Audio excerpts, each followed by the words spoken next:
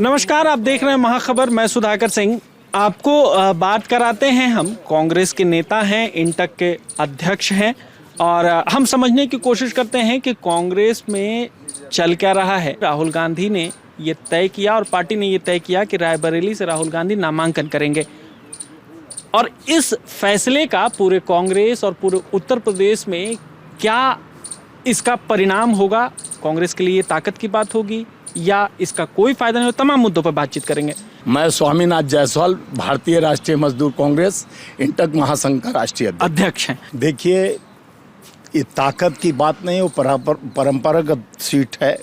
सोनिया जी के बेटे राहुल जी हैं और राहुल जी को आपको पता नहीं होगा, मैं शनिवार को मैसेज राहुल जी के मोबाइल पर किया था कि आप, अभी आपको दिखा भी दूंगा, मोबाइल में है मेरे जी, कि आप यहाँ से नहीं लड़कर रायबरेली से लड़िए, ताकि एक ही राशि का रायबरेली और राहुल जी, तुला राशि है, एक ही राशि और यही सूट करने जा रहा है। वहीं से आपका आगाज होगा और 24 की बात होगी और आप देश के प्रधानमंत्री बनेंगे जी। रायबरेली का भूमि एक प्रधानमंत्री देने जा रहा है और निरंतर राहुल गांधी जी न्याय यात्रा हो, भारत जोड़ो यात्रा हो, देश को जोड़ने के लिए देश के नब्ज को पकड़कर, चाहे किसानों के बीच में जाके, खेत खलिहानों के बीच में जाके, बाइक मिस्त्री के बाद बढ़ई के पास और सब्जी वाले के पास, कूली के पास, ये लोगों के दिल के पास जाकर दिल की बात उनको समझने की, कोयले का जो लेके साइकिल से चल रहा है श्रमिक, उसके पास, तो जो उनके पास जाकर राहुल जी को एहसास हुआ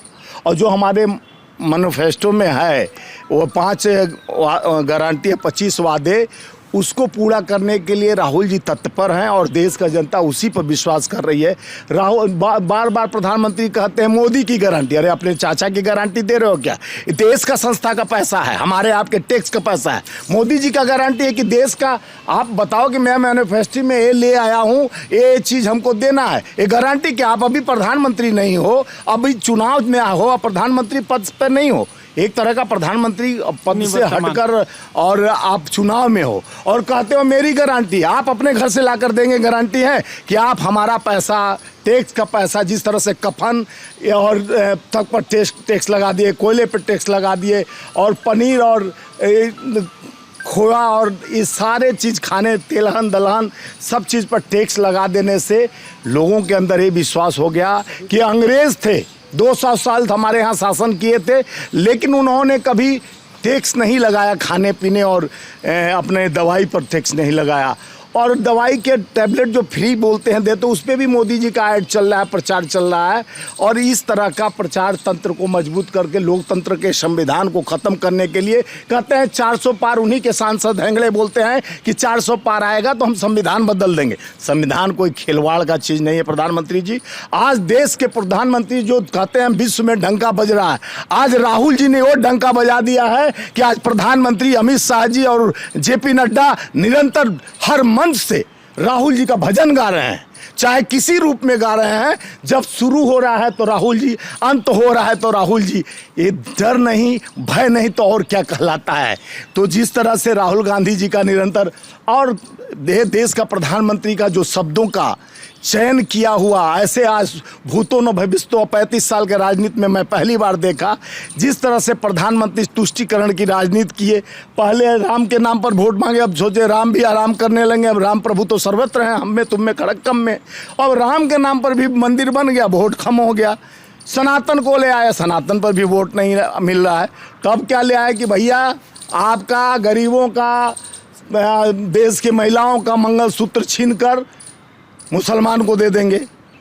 ये देश के जातिगत धर्म को लाकर जिस तरह से प्रधानमंत्री, चुनाव आयोग भी संज्ञान नहीं लिया क्योंकि प्रधानमंत्री हैं, वो चाहे ये करे वो करे, उनकी मर्जी। जिस तरह से प्रधानमंत्री ने भाषा का प्रयोग कर कर हिंदू मुस्लिम कोलराइज करने का कोशिश किया, जिस तरह से कह रहे हैं ज़मीन का सर्वे करके ज़मीन आपका घर छीन कर गरीबों को, वो तो बोले एक्सरे होगा।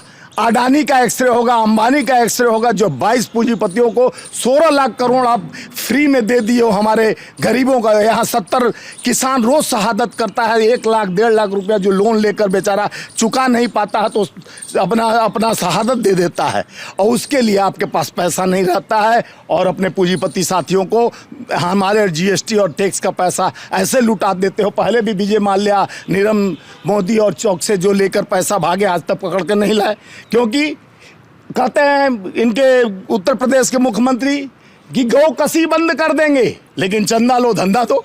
250 करोड़ रुपया चंदा लिया गया है गौ कसी वालों से। जो गौ मांस के व्यापारी हैं, 250 करोड़ रुपया चंदा लिया गया है। ये कौन सा धंधा है? चंदा लो धंधा दो। जिसको ईडी का सम्मान, सीबीआई का सम्मान, जो जिसको रोड का टेंडर, पुल का टेंडर दिए, उनसे 8,500 करोड़ रुपया वसूल चंदा के मामले से हो। तो सुप्रीम कोर्ट को आपके माध्यम से धन्यवाद करना चाहता हूँ। उसके बाद मोदी जी ने ये कहा कि मैं देश को शुक्रिया अदा करना चाहिए कि मेरी वजह से पता चल रहा है कि कौन कितना पैसा ले रहा है। पहले तो कांग्रेस ऐसी पैसा ले लेती थी। अरे भैया, चोर मचाए शोर, चोरी पकड़ा गया, कलई खुल गई हो। तो माननीय सुप्रीम कोर्ट आपको कह ही रहा था। चंद्रचूड़ जी को धन्यवाद देना चाहता हूं कि जिन्होंने एसबीआई तो देना भी नहीं, 50,000 आप जमा करने जाते हैं खाते में तो आपका मांगा जाता है पैन कार्ड जी, आपका आधार कार्ड, पैन कार्ड, तब आपका पैसा जमा होता है, उसमें भी कटौती हो जाती है। आप 2,500 करोड़, 1,000 करोड़, 500 करोड़, 250 करोड़, 54 करोड़ नायर जैसे शराब व्यापारी जिसके लिए केजरीवाल अंदर है, उनसे तो चंदा खाने वाला जेपी नड्डा को अंदर करना चाहिए। 54 करोड़ तुम्हारे पास लिया गया है, वो तो अभी पता नहीं चला साक्ष्य की कब लिया गया, कितना लिया गया है कि नहीं है, लेकिन जेल में कर दो। अपना जबरदस्ती जिस तरह से ईडी, सीबीआई, इनकम टैक्स का इस्तेमाल करके माननीय प्रधानमंत्री जी देश के विपक्ष की आवाज बंद करने के, जो आपका सहपाठी बन जाता है, जिससे गलबंदी करते हो। 70,000 करोड़ का आरोपी आपका आरोप मुक्त हो जाता था अजित पवार, उनका 24,000 करोड़ की उनकी पत्नी मुक्त हो जाती है। 20 लाख करोड़ का हेमंत बिश्व शर्मा जो हम डस्टबिन में फेंक दिए उठाकर, उसको गोद में बैठा के सीएम बना देते हो। जिस नवीन जिंदल को कोल घोटाला कहते थे, 2 घंटा, आधा घंटे में सांसद का टिकट दे देते हो, और आदर्श घोटाले में अशोक चौहान को तुरंत सांसद बना देते हो, आरपीएन सिंह को बना दे। सारे भ्रष्टाचारियों को आप एक गलेबंदी लगाकर, कल तक आप कहते थे ये भ्रष्टाचारी जेल में जाएंगे, इनको हम अंदर करेंगे। हम लोग सोचे अंदर जेल में भेजेंगे, हमको क्या पता था कि ये भाजपा के अंदर कर लेंगे। पहले कहते थे कांग्रेस मुक्त, अब 770 कांग्रेसियों को लेकर कांग्रेस युक्त हो गया भाजपा का। उनका कहते हैं हमारा बूथ तक कांग्रेस कार्यकर्ता मजबूत, हमारे भाजपा के कार्यकर्ता मजबूत। जब बूथ तक आप मजबूत थे तो कांग्रेस के लिए लेकर तुरंत सांसद का चुनाव लड़ा रहे हैं, राज्यसभा में भेज रहे, तो आपके पास कार्यकर्ता रहते तो दूसरे पार्टी को लेकर। ये तो कांग्रेस भी कर रही है, जो भाजपा से छोड़ के आ रही है, जिनको टिकट नहीं मिल रही है, कांग्रेस भी दे रही है टिकट। देखिए, कांग्रेस विपक्ष में है। मोदी जी अपना काम गिनाते हैं कि बहुत अच्छे दिन आ गए हैं। 400 का सिलेंडर 1100 कर दिया हूँ, 70 रुपया का पेट्रोल 100 रुपया पार कर दिया हूँ, 60 रुपया का डीजल 95 कर दिया हूँ। ये अच्छे दिन का सौगात। जहाँ 54 लाख करोड़ देश पे कर्ज था, 205 लाख करोड़ देश पे कर्ज चढ़ा दिया हूँ। ये अच्छे दिन का सौगात दिए हैं देशवासियों को। कहते हैं हमारा विश्व में डंका बजता है, तो यही डंका बजता है। घर में लगा दो लंका, बजा दो डंका। यही तो शंका है कि प्रधानमंत्री अब देश को पहले तो पकौड़ा तलवाया। युवा बोल रहे थे कि अब देखिए नौकरी के नाम पर 2 करोड़ भाइयों बहनों मित्रों, कहे नहीं बोल रहे हैं किसी मन से कि भाइयों बहनों मित्रों मैं दे दिया 20 करोड़ नौकरी। 10 साल में 9,27,000 नौकरी दी है, वो भी कॉन्ट्रैक्ट फार्मिंग पर। आपको मालूम होना चाहिए कि जो कॉन्ट्रैक्ट सिस्टम चल रहा है, अग्निवीर वाले हमारे योद्धा को सियाचिन -25 के बॉर्डर पर जाके खड़ा कर दिया जाएगा। वो 4 साल के नौकरी में सियाचिन का बॉर्डर संभाल पाएगा, उसका ट्रेनिंग ले पाएगा, चाइना के बॉर्डर पर खड़ा हो पाएगा। इस चुनाव में मुख्य मुद्दे क्या होंगे? मुख्य मुद्दे हैं बेरोजगारी, 38 साल का महंगाई, 38 साल का रिकॉर्ड तोड़ महंगाई, गरीबी, किसान के शहादत का बदला। 770 किसान के शहादत के बाद एमएसपी लागू, दुगनी आय 2022 में प्रधानमंत्री जी करने की बात कहे थे। आज दुगनी आय की बात नहीं करते हैं प्रधानमंत्री जी। आप किसानों की बात करते हैं, किसानों की बात करने वाले चौधरी चरण सिंह के जो पुत्र हुए, आप भी समझ रहे हैं, वो भाजपा के साथ चले जाते हैं। पहले महागठबंधन में थे, किसानों की बात तो वो करते थे। देखिए, किसान की बात कोई कर सकता है, अन्नदाता है किसान, हम लोग भी किसान हैं जी। और किसान हम उपज करता है, फसल काटता है, फसल बोता है, तो उनके साथ हम खड़ा हैं। किसान का बात, वो किसान नेता के थे, उनके दादाजी उनको भारत रत्न दिया गया। जयंत पर क्या कहेंगे आप?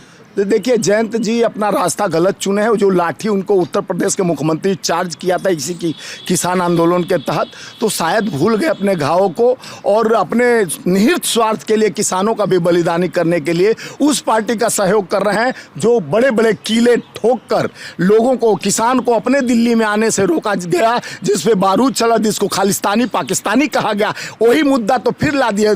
अभी तक तो चुप थे, अभी तक राम के भरोसे चल रहे थे प्रधानमंत्री जी, अब पाकिस्तान के भरोसे कल से शुरू हो गए। हम कहें कि अभी तक पाकिस्तान आया क्यों नहीं? अभी मुसलमान का सीढ़ी चढ़े, फिर पाकिस्तान पर चढ़ गए। अब इनके पास कोई मुद्दा नहीं। अब देखिए 150 स्कूल में किस तरह से मेल आता है, एक अफरा तफरी मचता है बच्चों के। हमारे बच्चे घर स्कूल में फोन आता है सुबह 8:30 बजे मैडम को, स्कूल टीचर का, कि जल्दी आइए बच्चों को ले जाइए, बहुत बम का अफवाह, अरे बम का अफवाह नहीं, बम स्कूलों में रखा गया है वो है। डर कोई भी गार्जियन, सब बच्चे छोटे छोटे डर जाता है, डर के भगा आदमी कहीं किसी काम में था। एक डर दिखाने का कोशिश इस चुनाव समय में कौन कर रहा है? ये ऐसा षड्यंत्र, जैसे पुलवामा में 42 लोगों का शहादत होने के बाद प्रधानमंत्री आज तक अम्बेस्टर मालिक का नाम, SIT 700 पन्नों का रिपोर्ट आने के बाद उस पुलवामा घटना का एम्बेस्टर के मालिक का पता नहीं चला कि उस एम्बेस्टर में 250 किलो RDX कन्वे में कहाँ से आया। तो इतना निकम्मी सरकार कहती है सेना सुरक्षित है, सेना के नाम पर वोट मांगा गया। इस बार भी कला छला करने की कोशिश की जा रही है, जात धर्म में बांटने की कोशिश की जा रही वो है। लगातार कहते हैं कि देश सुरक्षित हाथों में है, एक हमला नहीं हुआ, एक आतंकवादी कोई हमला नहीं हुआ। आप लोग मीडिया वाले हैं ना, गूगल पर डालिए, सर्च कर लीजिए। जहां पहले जवान मारे जाते थे, अब तो अफसर मारे जाते हैं। अब तो अफसर मारे जाते हैं, तो जवान का संरक्षण कौन करेगा? यही कई अफसरों को अभी अभी फिलहाल ही मारा गया है वहाँ कश्मीर में। ये लोग गाल बजाने वाले बहुत बढ़िया है। शंख बजाया जाता है, जो दम लगा के हम लोग पूजा करते हैं तो शंख बजाते हैं। एक डफर शंख होता, कहीं बिना बजाए बजने लगता है। उसको न धर्म के पता है कि यदा यदा ही धर्मस्य ग्लानिं भवति भारतम तदाम्य हम साधूनां विनाशकारे दुष्कृतम। जो सर्वत्र रक्षा करने के लिए वो धर्म का बीड़ा उठाता है, उसकी इच्छा शक्ति मजबूत होना चाहिए, वो डरपोक नहीं होना चाहिए। जिस तरह से डर भय इनके चेहरे पे दिख रही है, चुनावी जंग हार चुके हैं, तो अब जात पात धर्म हिंदू मुसलमान करके सोच रहे हैं कि हम जीत पाएंगे, तो नामुमकिन है। क्योंकि इनका गारंटी, जिस तरह का गारंटी की बात करते हैं, इस पे तो PIL दाखिल होना चाहिए कि कैसे आप गारंटी की बात करते हैं। मोदी की गारंटी, मोदी क्या है? Who is the person Modi? अभी मोदी कुछ नहीं है, प्रधानमंत्री थे, अभी चुनाव में है। चुनाव जीतने के बाद जनता तय करेगी कौन प्रधानमंत्री बनेगा, उसके बाद आपकी गारंटी होनी चाहिए। आपकी गारंटी ही 2 करोड़ नौकरी थी, आपकी ही गारंटी 15 लाख खाते में आने का था, तो गारंटी तो फेल हो चुका है प्रधानमंत्री जी। अब ऐसा गारंटी दीजिए कि देश बेच दिए हैं, चाय बेचते बेचते देश बेच दिए, अब कुछ बचा है तो कुछ छोड़ दीजिए। जनता को मत मारिए, ये जनता त्रस्त है, आप मस्त हैं, आपको तो सिर्फ चुनाव कराना है। यहाँ बाल बच्चे मजदूरों का आज 44 से 4 कोड में कानून में तब्दील कर दिया गया। 12 घंटा आप मजदूरी करेंगे तो 8 घंटा का पैसा मिलेगा। मजदूर है, मजबूर होकर 12 घंटा काम करके जाने के बाद फिर जाएंगे तो बिस्तर पर से उठने का मन करेगा। तो 1-2-4 घंटा पहले पहुंच जाते थे, तो बच्चे अपने बच्चे का भविष्य सोचते थे कि किताब कापी लाना होगा, एडमिशन कराना होगा। मजदूरी तो मैं कर रहा हूँ, मेरा बेटा मजदूरी न करने पाए, उसको इंजीनियर, डॉक्टर और IAS IPS कुछ भी सपना देख सकता है। मजदूरों को सपना देखने का नहीं है।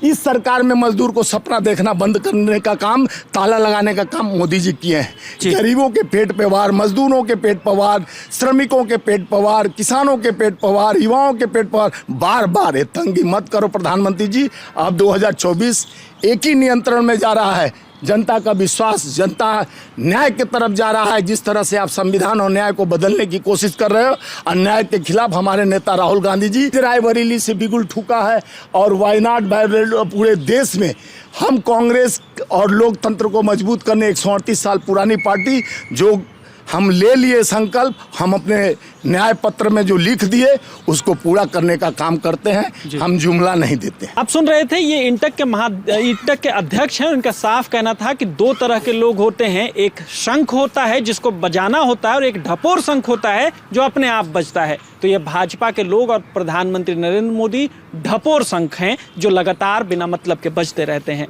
आप बने रहे महाखबर के साथ। मैं सुधाकर सिंह, धन्यवाद।